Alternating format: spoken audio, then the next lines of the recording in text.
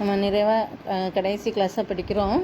ஒரு திட்டமிடுதல் பாடம் தலைப்பின் கீழே திரும்ப திரும்ப பயன்படுத்தக்கூடிய திட்டங்கள், அதாவது ஒரு நிறுவனத்தில் என்னென்ன வார்த்தைகள் அடிக்கடி பயன்படுத்துகிறோம்.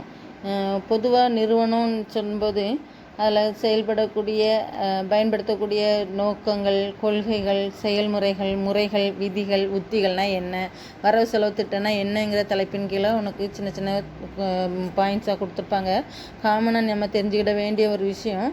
இதில் 3 மார்க்ஸ் கொஸ்டின் குறைஞ்சது ஒரு 3 கொஸ்டின்ஸாலும் இருக்கும். அடிக்கடி கேட்கக்கூடிய இம்பார்ட்டன்ஸ் ஃபஸ்ட் ஒன்று நோக்கங்கள் சொல்கிறோம். நோக்கங்கள்னாலே உனக்கு தெரியும், எந்த ஒரு நிறுவனமும் ஒரு நோக்கத்தை அடிப்படையாக கொண்டு தான் நம்ம என்ன செய்கிறோம்னா தொடங்குகிறோம் இல்லையா. நோக்கத்தை அடிப்படையாக வைத்து நம்ம என்ன செய்கிறோம்னுச்சுன்னா திட்டமிடுறோம். நோக்கத்தை அடிப்படையாக தான் நம்ம திட்டமிடுறோம். அப்போ திட்டமிடுதல்ன்றது எதுக்கான, ஒரு நிறுவனத்திலே இலக்கை அடைவதற்காக அல்லது குறிக்கோள்களை அடைவதற்காக, நோக்கத்தை அடைவதற்காக திட்டமிடுதல்னு சொல்கிறோம். இவ்வாறு திட்டமிடப்பட்டவை எழுத்து வடிவிலாக நம்ம என்ன செய்யப்படும்னு சொன்னால் அறிக்கைகளாக வெளியிடப்பட்டு நோக்கங்களாக நிறைவேற்றுவோம் இல்லையா. இந்த நோக்கம் லாப நோக்கமுடைய நிறுவனம், சேவை நோக்கத்தோடு செயல்படக்கூடிய நிறுவனத்தினுடைய நோக்கம் வேறாக இருக்கலாம். ஒவ்வொரு நிறுவனம் வேறுபட்ட நோக்கத்தை கொண்டிருக்கும். அவற்றினுடைய பணியின் அடிப்படையில் அந்த நோக்கம் மாறுபட்டதாக காணப்படலாம்.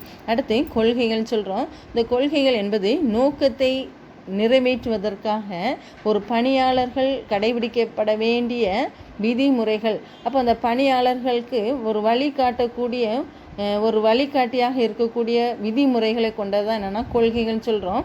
அப்போ அந்த பணியாளர்கள் தங்களுடைய பணியினை திறம்பட செயலாற்றுவதற்காக அவங்க கடைபிடிக்க வேண்டிய அல்லது நடைமுறைப்படுத்தப்படக்கூடிய விதிமுறைகள் உள்ளடக்கியது கொள்கைகள்னு சொல்லி அழைக்கிறோம்.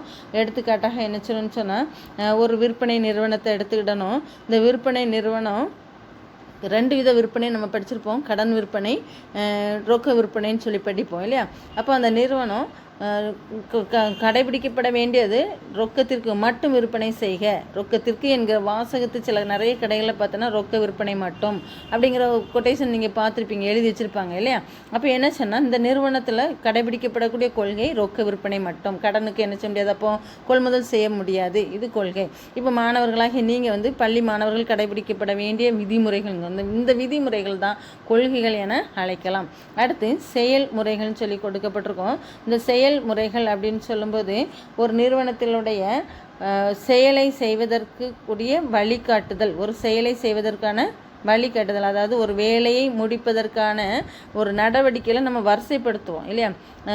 ஒரு வேலை முடிக்கணும். இப்போ அடிக்கடி நான் சொல்கிறோம், நம்ம எல்லோரும் ட்ரெஸ் போடுறோம் இல்லையா. இப்போ ஒரு காட்டன் ட்ரெஸ்ஸை எடுத்துக்கிட்டேன்னு சொன்னால், அந்த காட்டன் ட்ரெஸ்ஸை நம்ம எவ்வாறு பணி நடைபெறுத்துகிறோம்.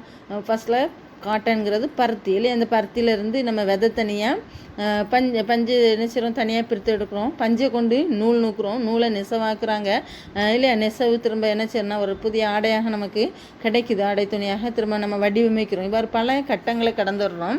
இவ்வாறு ஒவ்வொரு நடவடிக்கையில் நம்ம கட்டங்களை தாண்டது தான் அதனுடைய செயல்முறைகள் என அழைக்கிறோம்னு சொல்லி கொடுக்கப்பட்டிருக்கோம். அடுத்து முறைகள் சொல்லி கொடுக்கலாம். முறைகள் அப்படின்னு சொல்லும்போது எவ்வாறு அந்த வேலையை செய்து முடிக்கப்பட வேண்டும். இப்போ ஒரு டைப்ரைட்டிங் அடிக்கிறேன், முதல்ல உனக்கு நீ சொல்லி கொடுக்கும்போது உனக்கு ஃபிங்கரிங் சொல்லி கொடுப்பாங்க இல்லையா. டைப்ரைட்டிங் மிஷின் எல்லாம் இஷ்டத்துக்கு அடிக்க முடியாது இல்லை. சிப்கி எப்போ போடணும், அப்புறம் ASDF செமிகோலன் LKGன்னு நம்மளுடைய ஃபிங்கரிங் ஒவ்வொரு இதுக்கும் சொல்லி உனக்கு என்ன செய்ய அப்படின்னா பயிற்சி அளிக்கப்படுது இல்லையா. அப்போ இப்படி தான் ஒரு செயலை செய்யணும், இப்படி தான் நீ டைப் அடிக்க கற்றுக்கொள்ள வேண்டும். கடைபிடிக்க வேண்டிய அந்த விதிமுறைகளை எவ்வாறு செய்கிறோம் என்பதற்கான ஒரு செயல்களை செய்யக்கூடிய விதம் எப்படி செய்யப்பட வேண்டும் என்று ஒவ்வொரு நடவடிக்கைகளையும் வரிசைப்படுத்துவதுதான் முறைகள் என அழைக்கிறோம். அடுத்து விதிகள்னு சொல்லி கொடுக்கப்பட்டிருக்கோம். விதிகள் என்பது எதை செய்யணும், எதை செய்யக்கூடாது, டூ ஆர் டசன் அப்படிமா, இதை எப்படி செய்யணும். இப்போ பார்த்தோன்னா ஒரு மாணவர்களாக நீங்கள் என்ன செய்யணும், உனக்கு சொல்லணும்னா ப்ளூ பேனா பயன்படுத்தணும், பென்சில் பயன்படுத்தக்கூடிய ஒன்று. அடுத்து பயன்படுத்தோட க்ரீனிங் யூஸ் பண்ணக்கூடாது அப்படின்னு சொல்லியிருப்பாங்க இல்லையா. எந்த வித சிவப்பு மைகளோ அல்லது பச்சை நிற மைகளோ பயன்படுத்தாத அப்படின்னு சொல்லிட்டு உனக்கு விடைத்தாள் குறிப்பில் கொடுத்துருப்பாங்க. அப்போ என்னென்னா செய்யாதே அப்படிங்கிறது. இதுதான் நம்மளுடைய விதிகள்னு சொல்லி கொடுத்துருக்கோம். அப்போ ஒவ்வொரு தொழிற்சாலையிலும் ஒவ்வொரு பணியாளர்கள் கடைபிடிக்கப்பட வேண்டிய செயல்கள், செய்ய வேண்டிய விதிமுறைகள், அனைத்து மாணவர்களும் சீருடன் வர வேண்டும், ரெட்டு சடையில் வரணும், இது உன்னுடைய விதி, உனக்கு கொடுக்கப்பட்ட விதி. அதே போல் ஒரு பணியாளர் பணிக்கு என்ன செய்யணும், சீருடையில் தான் அணிந்து வர வேண்டும். அப்படி இல்லைன்னு சொன்னால் உங்களுக்கு ஃபைன் உண்டு, தண்டனை உண்டு அப்படின்னு சொல்லிட்டு சில ரூல்ஸை ஸ்ட்ரிக்டாக பிடிக்கிறதுக்காண்டி தண்டனைகள் என்ன செய்யப்படலாம், வழங்கப்படலாம். அடுத்து உத்திகள்னு சொல்லுவோம். இந்த உத்திகள் என்பது தந்திரம், நல்ல நுணுக்கமாக செஞ்சிட்டாங்க, நல்ல புத்திசாலியாக செஞ்சுட்டாங்க, மூளையாக பயன்படுத்திட்டாங்க, சாதுரியம், இதுதான் யுக்தின்னு சொல்கிறோம். அப்போ ஒரு போர் வீரன் எவ்வாறு தன்னுடைய நுணுக்கங்கள் தந்திரங்கள் அந்த நகர்த்துதல் மூலம் அவங்க எவ்வாறு கையாளுறாங்க, அந்த எதிரிகளை எவ்வாறு அவங்கள்ட்ட இருந்து தங்களுடைய தாக்குதலிருந்து தாங்களை எவ்வாறு காத்துக்கலாம், அவங்கள எவ்வாறு அழிக்கலாங்கிறதுக்கான பயன்படுத்தக்கூடிய யுக்தி தந்திரம். அதே போல் ஒரு லாபத்தை ரகசிய லாபங்கள் என்ன செய்வாங்க, ஈட்டக்கூடியதாக இருக்கலாம். ரகசிய லாபம் ஆக்சுவலாக ஈட்டக்கூடாது. அப்போ அந்த லாபம் ஈட்டுற தன்மையை கூட வெளியில் தெரிஞ்சிடக்கூடாது அப்படின்னு சொல்லிட்டு சில தன்மைகள் நமக்கு என்ன சொன்னால் அந்த லாபம் ஈட்டும் வழிமுறைகளை அடுத்தவங்களுக்கு தெரிஞ்சிடக்கூடாதுன்னு ரகசியம் காப்பாங்க இல்லையா. இந்த ரகசியம் காத்தல் கூட நமக்கு என்ன செய்யணும்னு சொன்னால் ஆக்சுவலாக நம்மளுடைய யுக்தியாக நம்ம என்ன சொல்லலாம், எதிர்கொள்ளலாம்னு சொல்லி கொடுத்துருக்கோம். அதாவது சந்தையிலேயே நிலவரம் எப்படி இருக்குது, வாடிக்கையாளருடைய நிலவரம் எப்படி இருக்குது, அந்த போட்டியாளர்கள் நிறுவனத்தில் போட்டியாளர்கள் இருப்பாங்க இல்லையா. இப்போ 2 கடைகளுக்கு இடையே போட்டினா இந்த போட்டியாளரிடமிருந்து நம்ம நிறுவனம் தயாரிக்கக்கூடிய தயாரிப்புகளை மட்டும் நமக்கு என்ன செய்யணும், விற்பனையாகி லாபம் பெறணும். இதற்கான சில கையாளக்கூடிய தந்திரங்கள், யுக்திகள், செயல்கள், கொள்கைகள் தான் நம்ம என்ன சொல்லணும்னு சொன்னால் யுக்தி என அழைக்கிறோம். அந்த யுக்தியை தான் உத்திகள் எனவும் அழைக்கப்படுகிறது. யுக்தி தான் உத்திகள் எனவும் அழைக்கப்படுகின்றன. அடுத்து என்ன சொல்லணும்னு சொன்னால் ஒரு முறை பயன்படுத்தக்கூடிய திட்டம் அல்லது ஒற்றை பயன்பாடு திட்டம்னு சொல்லி பார்த்துருந்தோம். ஏற்கனவே நம்மளுடைய திட்டத்தினுடைய வகைகளில் படிச்சிருந்தோம். ஒற்றை பயன்பாடு, ஒரே பயன்பாடை மட்டும் இருக்குன்னா அது ஒற்றை பயன் திட்டம்னு சொல்லுவோம். எடுத்துக்காட்டாக நம்ம என்ன பண்ணால் நிகழ்ச்சி நிரல் தயாரித்தலும் வரவு செலவு திட்டத்தையும் சொல்லுவோம். இந்த நிகழ்ச்சி நிரல் என்பது ஒரு செயலை செய்வதற்காக மட்டும் பயன்படுத்தக்கூடிய நேரத்தை குறிப்பதாகன்னு சொல்லி போட்டுப்போம். இப்போ சப்போஸ் பார்த்தோன்னா ஒரு மீட்டிங் நடக்குது, இந்த மீட்டிங் என்ன முறையில் நடத்துகிறோம் அதற்கான வழிமுறைகள், prayer song, prayer, welcome speech, வாழ்த்துறை, இப்படி சொல்லிட்டு வச்சுருப்போங்க இல்லையா.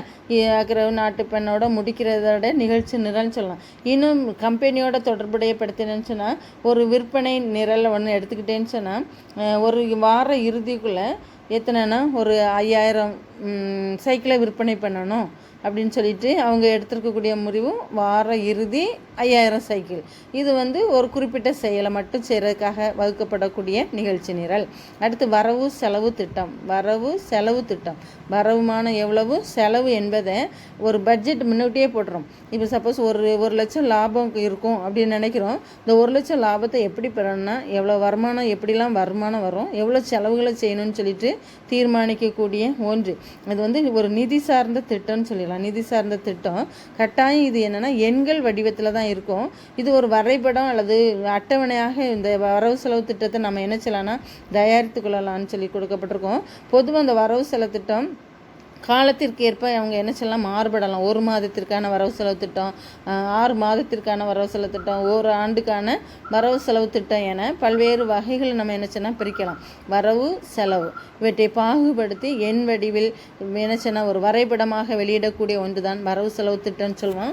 இந்த இதில் 3 மார்க் கொஸ்டின் ரொம்ப ரொம்ப இம்பார்ட்டன்ட் கொஸ்டின். வரவு செலவு திட்டம், உத்திகள், விதிகள், கொள்கைகள். கொள்கைகள், விதிகள், உத்திகள், அதுக்கப்புறம் வரவு செலவு திட்டம். இதில் எப்படியும் ஒரு 2 question 3 marks question important questions. மாணவர்களே அருமையாக தங்களுடைய பாடத்திட்டத்தின் அடிப்படையில் உங்களுக்கு கொடுக்கப்பட்ட புக்ஸை முக்கியமான வினாக்களும் கொடுக்கப்பட்டிருக்கும். இதை சரியான முறையில் படிச்சுட்டு வாங்க. இதுவரை உங்களுக்கு ஓஎம்ல 2 பாடம் முடிச்சிருக்கோம். இன்னும் 1 பாடம் நடத்தினா மிட்டம் போர்ஷன் வர நமக்கு போர்ஷன் கவர் ஆகும். கொடுக்கப்பட்ட முக்கியமான வினாக்கள் எல்லாமே இந்த ஆன்லைன் வாட்ஸ்அப் குரூப்பில் நாங்கள் போட்டு விட்ருக்கதை சரியானபடி பயன்படுத்துங்க. தயவுசெய்து உங்களுடைய நேரத்தை வீணாக்கிறாங்க. காலம் கண் போன்றதுன்னு சொல்லியிருக்கோம் இல்லையா. நம்மளுடைய கடமை நம்ம செய்யணும். நீ கையிட்டு செய்கிற தொழிலில் கடவுள் ஆசீர்வதிக்கணும்னா நீ என்ன செய்யணும், பிரயாசப்படணும் இல்லையா. எனவே நீங்கள் கையிட்டு செய்கிற தொழில் உனக்கு ஆசீர்வாதமாக இருக்கணும், பிரயாசப்படணும். நீ பிரயாசப்பட்டு உன்னுடைய பலனை நீ என்ன செஞ்சுக்க, கடவுளுடைய ஆசீர்வாதத்தினால பெற்றுக்கொண்டுக்க. லீவ் தானே போய் படிச்சுக்கலான்னு சொல்லுவாங்க. ஸ்கூல் திறந்தப்புறம் நமக்கு டைம் இருக்காது. அக்கௌண்டன்சி செம்ம கிளாஸில் போடுறதுக்கு தான் நமக்கு டைம் இருக்கும். எனவே நீங்கள் ஓஎம் பாடங்கள் எல்லாம் கொடுக்கப்பட்டுள்ள வினாக்களின் அடிப்படையில் புரியாதது திரும்ப இதை நமக்கு ரீப்ளை பண்ண முடியும் வாட்ஸ்அப்பில் இல்லையா. இப்போ சப்போஸ் ஆன்லைன் கிளாஸ்னால் கூட நீங்கள் அட் டைம் மட்டும் தான் பயன்படுத்த முடியும். இது உங்களுக்கு தொடர்ச்சியாக உங்களுக்கு இந்த பயன்பாடு இருக்கும். உங்களுடைய கேலரி சேவ் பண்ணி வச்சு நீங்கள் அப்பப்போ போட்டு ஒவ்வொரு கொஸ்டினாக நீங்கள் கேட்டு படிச்சுக்கோங்க. நல்ல முறையில் படிச்சுட்டு வருமாறு வேண்டிக் கொள்கிறோம், வாழ்த்து கூறுகிறோம். தேங்க்யூ.